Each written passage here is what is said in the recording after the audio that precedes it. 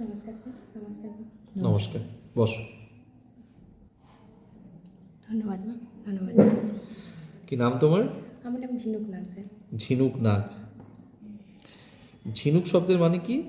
Sir ঝিনুক এক ধরনের সামুদ্রিক প্রাণী, মোলাস্কা পর্বের। আচ্ছা, নিজের সম্পর্কে সংক্ষেপে ইন্ট্রোডাকশন দাও। স্যার আমার নাম ঝিনুক নাগ। আমি বাঁকুড়া জেলার বাঁকুড়ার 2 নম্বর ব্লকের অন্তর্গত নড়া গ্রাম থেকে এসেছি। আমি 2009 সালে মাধ্যমিক পাশ করি এবং 2011 সালে উচ্চ মাধ্যমিক পাশ করি।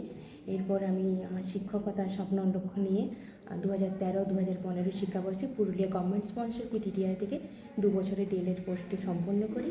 এরপর আমি 2016 সালে বাঁকুড়া খ্রিস্টান কলেজ থেকে বাংলা বিভাগে সাম্মানিক স্নাতক স্তর উত্তীর্ণ হই। বর্তমানে আমি 22 টেট পাস করে এখানে আজকে আপনাদের কাছে এসেছি ইন্টারভিউর জন্য। বর্তমানে আমি একজন গৃহবধূ। বাহ, আচ্ছা। প্রাইমারি শিক্ষিকা হতে চাও কেন? স্যার একটা বয়সের পর একদমই ছোট থেকে বলবো না, অবশ্যই আমার বাড়িতে অনেকজন শিক্ষকতা পেশার সাথে যুক্ত আছে। তাদেরকে দেখে আমার ওই পেশার প্রতি একটা ভালো লাগা শুরু হয়। তারপরে সেই ভালো লাগার থেকে আমি ট্রেনিং করতে যাই। ট্রেনিং করতে যেয়ে যখন আমাদের যে প্র্যাকটিস টিচিং দেয়, তো প্র্যাকটিস টিচিং শেষ করার পরে যে বাচ্চাদের সাথে যে ভালো লাগাটা, যে একটা বন্ডিং তৈরি হয়ে গেছিলো, তখন থেকে মনের মধ্যে গেঁথে যায় যে যদি কিছু করতে হয় তো আমি এটার জন্যই তৈরি আর কি। আমি প্রাইমারি টিচারের জন্যই তৈরি আর কি, ওই জন্য। আচ্ছা, প্রাইমারি টিচারের জন্যই তৈরি। হ্যাঁ। তো তোমার মধ্যে কি এমন গুণ আছে যে জন্য আমরা তোমাকে প্রাইমারি টিচার হিসেবে নেব? স্যার প্রথমে বলি, একজন আদর্শ শিক্ষকের কয়েকটা গুণাবলী দরকার। প্রথমে হচ্ছে ধৈর্যশীল হতে হবে, বাচ্চাদের সাথে সহজে মিলেমিশার ক্ষমতা থাকতে হবে, আর সবচেয়ে বড় জিনিস বিষয় সম্পর্কে জ্ঞান থাকতে হবে, আর সময় জ্ঞান থাকতে হবে। তো তার মধ্যে বেশিরভাগ গুণই আমার মনে হয় আমার মধ্যে আছে।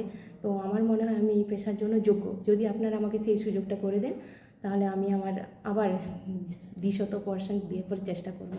তুমি বললে বেশিরভাগ গুণই তোমার মধ্যে আছে, কোনটা নেই?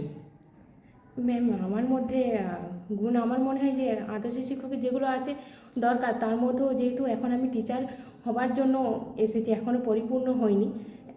কোথাও মনে হয় যে আমি যেমন একটু বেশি আবেগপ্রবণ, আমার মনে হয় কিছু কিছু জায়গায় একটু নিজের আবেগটাকে কন্ট্রোল করা দরকার। তো আমার মনে হয় অতটাও আবেগপ্রবণ হওয়া উচিত নয়। আচ্ছা, তোমার এই আবেগ প্রবণতা তোমার টিচিংয়ের ক্ষেত্রে কি খারাপ এফেক্ট ফেলতে পারে বলে তোমার মনে হয়? খারাপ ইফেক্ট আমার মনে হয় যে আমি তো অবশ্যই বাচ্চাদের সাথে পড়াচ্ছি, আমার প্রথম কাজই হবে বাচ্চার মন বুঝে কাজ করা। আমি কখনোই আমার চাইবো না বাচ্চার কিছু ক্ষতি হোক বা খারাপ, আমি কোনোটাই করতে পারবো না। কিন্তু কিছু জায়গায় হয়তো ইমোশনাল, যেখানে হয়তো বাচ্চা তো হয়তো আমি হয়তো একটু বেশি কোনো জায়গায় স্বাধীনতা বা কিছু দিয়ে দিতে মনে হয় যে হয়ে গেল, যে কিছু সময় আমার ওদেরকে বোঝানো উচিত, এটাই আর কি, যে আমার নিজের কিছু আবেগটাকে ভুল কন্ট্রোল করলে করা। তুমি ঠিকঠাকভাবে বোঝাতে পারবে না বলছো? না ম্যাম, অবশ্যই আমি তো অবশ্যই চাইবো। আচ্ছা, আবেগের মধ্যে রাগ, ক্রোধ, ক্ষোভ, ইমোশন এগুলো তো রয়েছে।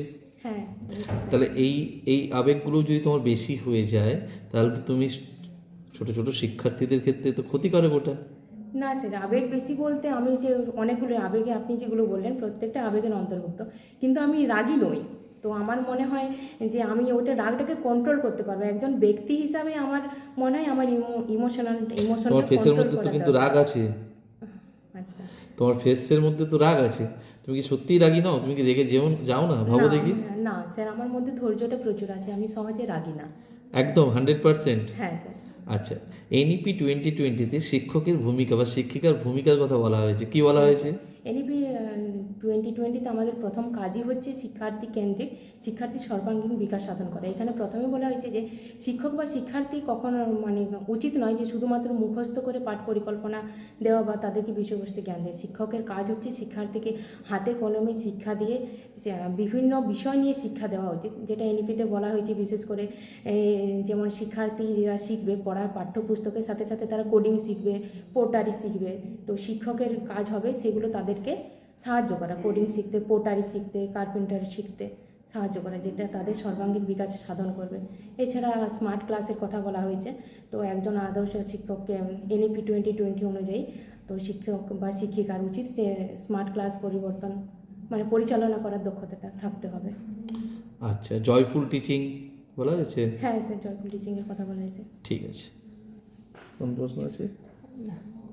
ঠিক আছে, তুমি একটা ডেমনস্ট্রেশন দিয়ে দেখো যেটা যেন জয়ফুল হয়।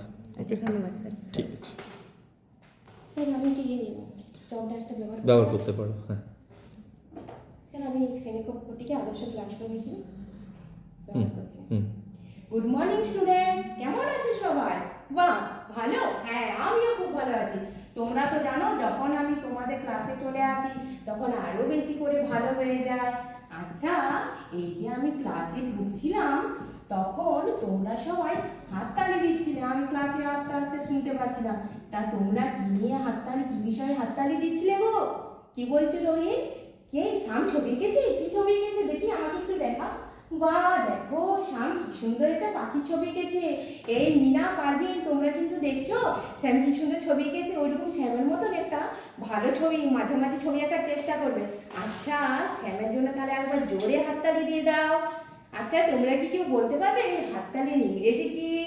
আচ্ছা দেখো, আমি বলে দিচ্ছি, হাততালির ইংরেজি হচ্ছে ক্ল্যাপ। তোমরা কিন্তু খাতায় লিখতে শুরু করে দাও। ক্ল্যাপ মানে হচ্ছে হাততালি, লিখেছো? বাহ, আচ্ছা, আজকে যদি আমরা এই হাততালি শব্দ আছে এটা নিয়ে একটা মজার ছড়া জানি তাহলে কেমন হবে? বাবা, এ তো দেখছি তোমরা সবাই খুব খুশি হচ্ছ ছড়া বলতে, তাই না? আজকে চলো আজ প্রথমে আমরা এই হাততালি শব্দ আছে এইরকম একটা ছড়া জানি। তার আগে কি করতে হবে বলো তো? আমাদের সবাইকে আমাদের পাঠ্য বই বের করতে হবে। বের করো পাঠ্য বই। বা এরপরে কি করবো বলো তো? ওপেন ইউর বুকস, প্রত্যেকে বই খোলো, টার্ন ওভার দ্য পেজ। বাহ, এই তো খুব সুন্দর তোমরা। হ্যাঁ হ্যাঁ, ঠিক বলেছি মিনা, ওটাই দেখো। মিনা বের করেছে পেজ নাম্বার 16, কি আছে? টু লিটল হ্যান্ডস ছড়াটা, তাই তো? আজকে আমরা এই টু লিটল হ্যান্ডস ছড়াটা সম্পর্কে জানবো, কেমন? তাহলে চলো আগে আমি ছড়াটা পাঠ করি, তারপরে আমরা সবাই একসাথে করবো। দেখে নাও আগে আমি কেমন করে করছি। আগে বলো তো আমাদের কটা হাত? ঠিক বলেছো, দুটো হাত। এই দুটো হাত দিয়ে তো আমরা হাততালি দিই, তাই না? চলো তাহলে শুরু করি। Two little hands to clap clap clap, two little feet to tap tap tap, two little eyes are open wide, আরেকবার বলো। Two little eyes are open wide, one little head goes side to side. কি ভালো লাগলো তো? চলো তাহলে সবাই আরেকবার মিলে করি। হ্যাঁ, দুটো হাত তুলে করো। Two little hands to clap clap clap, two little feet to tap tap tap, two little eyes are open wide, one little head goes side to side. কি ভালো লাগলো না? তাহলে চলো সবাই সবার জন্য একবার জোরে হাততালি দিয়ে দিই। বাহ, দারুণ। আচ্ছা, এই যে হাততালি দিলাম কিসের সাহায্যে? ঠিক বলেছো রহিম, হাতের সাহায্যে। হাতের ইংরেজি কি বলে ফেলো। বাহ, ভেরি গুড। আমার সাথে সাথে তোমরা কিন্তু খাতায় লেখো হাতের ইংরেজি হ্যান্ড। আচ্ছা, এই যে লিটিল বললাম, লিটিল মানে কি বলতে পারবে? চলো তাহলে আমি বলে দিচ্ছি, কোনো ব্যাপার নাই, ভুলে গেছো। লেখো, লিটিল মানে হচ্ছে ছোট।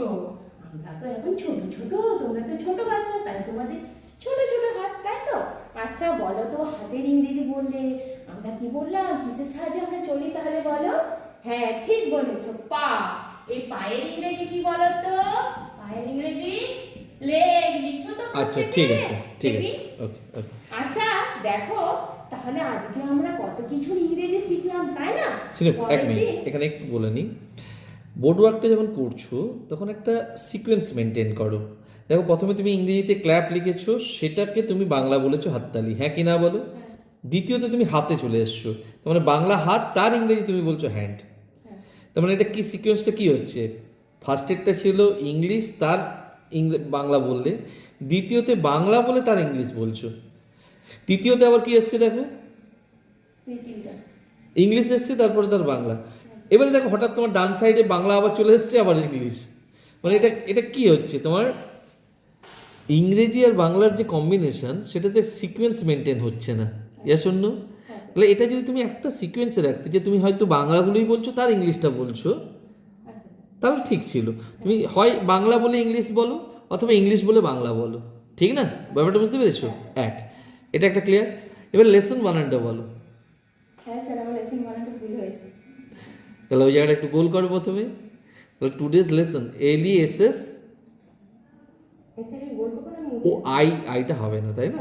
মুছে দেবো। না, গোল করে দাও, প্রথমে গোল করে দাও। হ্যাঁ, এটা ভুল হয়ে গেছে, ঠিক আছে না? ওকে, আমি সংশোধন করে দিই ক্লাসে। এখন আর করার দরকার নেই, থাক, মুছে দাও। ধন্যবাদ স্যার। এই ছোট ছোট ভুলগুলোকে একটু সংশোধন রাখতে হবে, ঠিক আছে না?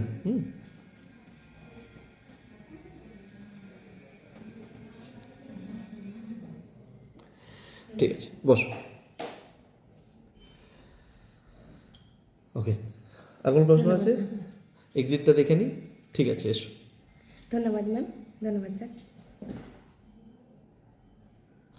ঠিক আছে, এসো, ফিরে এসো, বসো। ঝিনুক, অনেক স্ট্রং ক্যান্ডিডেট তুমি, আগের থেকে, মানে আমি তোমাকে আগে যা দেখেছি এখন তো অনেক পাওয়ারফুল হয়ে গেছো, ঠিক আছে? মানে তুমি প্র্যাকটিস করেছো ঘরে, এটা বুঝতে পেরেছি। অনেক বেশি আপ টু ডেট হয়েছো তুমি, টিচার হওয়ার লক্ষ্যে অনেকটা এগিয়ে আছো। তোমার ড্রেসিং সেন্স ভালো, যেটা বরাবরই বলি, কিন্তু হ্যাঁ, এই ড্রেসটা পরে নিশ্চয়ই তুমি ইন্টারভিউয়ের জন্য যথোপযুক্ত না, তাহলে কালারগুলো একটু তোমাকে চেঞ্জ করতে হবে, ঠিক আছে না? হ্যাঁ, ভয়েস তোমার ঠিক, ওকে, ভয়েস নিয়ে কোনো চিন্তা নেই। ওখানে ডেমনস্ট্রেশন দেওয়ার সময় ভয়েস, যে ক্লিয়ার ভয়েস থাকা দরকার, সেটা তোমার আছে। ওকে, টিচার হওয়ার জন্য যে দর্শনটা, সেটাকে যদি একটু ঠিকঠাক করে নাও, দেখবে যে তোমাকে সঠিক মানে ব্যক্তিত্ব লাগবে। ডেমনস্ট্রেশন আমার খুব ভালো লেগেছে, এনগেজিং করেছো, বডি ল্যাঙ্গুয়েজ খুব ভালো, জয়ফুল টিচিং করেছো। ডেমনস্ট্রেশন দেওয়ার সময় তোমার মধ্যে যেন একটা ফিলিংস ছিল যে আমি স্টুডেন্টদেরকে যা পড়াচ্ছি সে যেন সেটা বুঝতে পারে, ঠিক আছে? তবে হ্যাঁ, একই ছড়ার লাইন দুবার বললে কি হয় না, টাইমটা অনেকটা বেশি হয়ে যায়। বেশি হচ্ছে। তাহলে প্রথমবারই স্টুডেন্টদেরকে ওটা করে নাও না, তাহলে দুবারে তোমার ওটা টাইমটা যাতে না যায়, ঠিক আছে? কারণ অত টাইম তুমি পাবে না ডেমনস্ট্রেশনে। আচ্ছা, লেসন বানানটা ওখানে যেটা ভুল ছিল ওটা একটু ঠিক করবে, ঠিক আছে? আর কথা বলার সময় অনেকটা স্পিড থাকছে তোমার, মানে আমার মনে হচ্ছে যেন তুমি এখান থেকে বেরোবে আর বন্দে ভারত ট্রেন ধরবে, চ করে তুমি হয়তো কোথাও পেরিয়ে যাবে, ঠিক? তো স্পিডে করা যাবে না। মাথায় রাখবে যে তুমি শিক্ষিকা হতে চলেছো, তোমার কথাবার্তার মধ্যে একটা পজ থাকবে। যদি এতটা স্পিড হয় না, ছাত্রছাত্রীরা তোমার সঙ্গে কানেক্ট করার আগেই তোমার পরের লাইনে চলে যাচ্ছে। আচ্ছা কি বলো, বুঝতে পেরেছো? তবে স্পিডটা একটু কমিয়ে দাও, স্পিডটা যদি কমে যায় তোমার, ওকে, ক্লিয়ার? তো আজকে তুমি আউট অফ 10 আমার কাছ থেকে 8 পাচ্ছ, পার্সোনালিটি টেস্টে 4 পাচ্ছ এবং ডেমনস্ট্রেশনে 4 পাচ্ছ। ওকে, ঠিক আছে, বাকি ম্যাম। আমিও 8ই দেবো।